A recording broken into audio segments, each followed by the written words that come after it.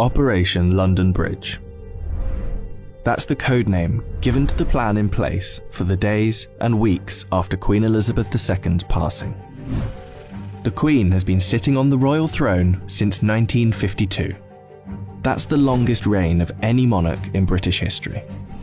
And during that time, she's seen over a dozen UK Prime Ministers, nearly 20 Summer Olympics, and over half a dozen popes. The Queen is the cornerstone to the Commonwealth, the patron to almost 600 organisations and charities, and plays a pivotal role in the UK's alliance with many countries.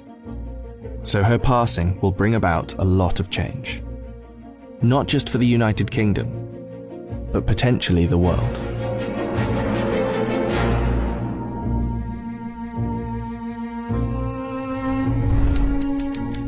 Her private secretary, the Right Honourable Edward Young, will immediately pass a message on to the acting Prime Minister at the time. That message will likely read, "London Bridge is down." The Prime Minister will then set Operation London Bridge into action. Within minutes, the 15 governments outside of the UK where the Queen is head of state will be informed over a secure line. And that will be followed by the other 36 Commonwealth nations and leaders around the world. The gates of Buckingham Palace will then dawn a black-edged notice of the news. At the same time, a news flash will alert media around the world. Every media outlet is prepared for the news. Every radio station has a network of lights that will flash to indicate a national catastrophe such as this. All BBC shows will stop and proceed to run a feed dedicated to the news.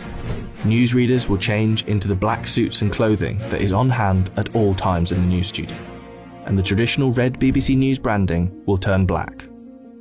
Newspapers, TV channels and radio stations have days of coverage ready to go. On the same day as her death, the Queen's eldest son, Charles, will immediately become king. And it's reported that the stock exchange, businesses and shops across the UK will likely close for the day out of respect. The day after the Queen's death, on a live stream, Charles will make his first official speech as king. And the government will swear its allegiance to the sound of a 41-gun salute in Hyde Park, London.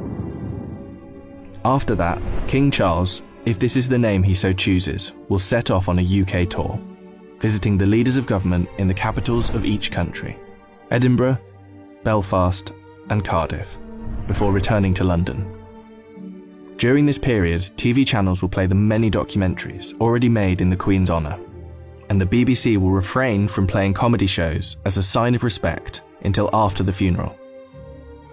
4 days after her death, the Queen's coffin will be led on a military procession from Buckingham Palace to Westminster Hall.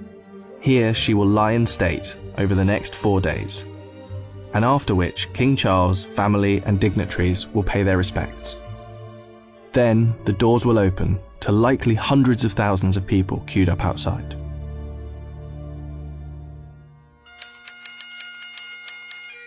The funeral is estimated to take place 10 to 12 days after the Queen's passing. But one thing is certain, the day of the funeral will be an official bank holiday for the whole of the United Kingdom.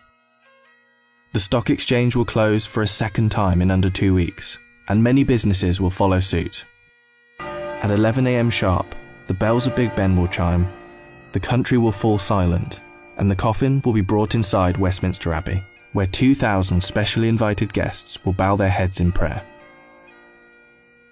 After the service, the coffin will be taken to Windsor Castle, and then finally to St George's Chapel, where Queen Elizabeth II will likely be laid to rest next to her father, King George VI. Likely within a year after the funeral, an official coronation for King Charles will take place on yet another bank holiday. All in all, accounting for the multiple bank holidays, funeral expenses and coronation celebrations, the Queen's passing is estimated to cost the UK economy billions of pounds. In addition, hundreds of changes will happen across the UK in the months to come. New British currency will be printed with the King's portrait, and the Queen's currency will slowly be removed from use. The same will happen for stamps, passports, and police and military uniforms, and the national anthem will be changed to God Save the King. Not to mention how the world and Commonwealth will react to the new king could alter the British royal family forever. For example, there is growing support in Australia for the country to become a republic, and the Queen's death could heighten that support. This could lead other countries to follow suit, which would almost certainly weaken the British monarchy. This scenario will one day be upon us. Operation London Bridge will be triggered, and arguably the biggest funeral of our lifetime will be witnessed around the world. This will be the end of an era.